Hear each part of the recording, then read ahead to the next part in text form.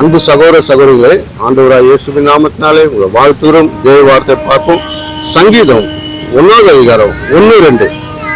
துன்மார்க்குடைய ஆலோசனை நடவாமலும், பாவிகளுடைய வழியில நில்லாமலும், பரியாசக்காரர் உட்காரிடத்தில் உட்காராமலும், கர்த்தருடைய வேதத்தில் பிரியமாயிருந்து இரவும் பகலும் அவருடைய வேதத்தில் தியானமாயிருக்கிற மனுஷன் பாக்கியவான். அவர் சொல்லுகிற வார்த்தை, துன்மார்க்கருடைய ஆலோசனை. எந்த மனுஷனை கூட பழகிருக்காரோ அவன் துன்மார்க்கன ஆலோசனை கொடுத்தானா அவனை விட்டு விலகு.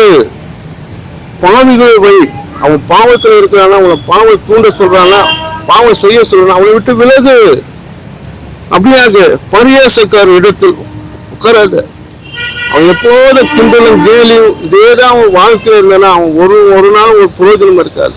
பரியாசக்காரன் ஒண்ணுமே இல்லாத காரியத்தான் பரியாசம் பண்ணியிருப்பான்.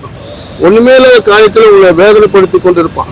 அவனை விட்டு விலகுன்னு சொல்றாரு. ஆனால் விலகிட்டு யாரை பிடித்துக்கணும்? கர்த்தரை பிடித்துக்கணும். பாருங்க, கர்த்தருடைய வேதத்துக்கு பிரியமா இருந்து இரவும் பகலும் அவருடைய வேதத்தை தியானமா இருக்கிற மனுஷன் பாக்கியவான்.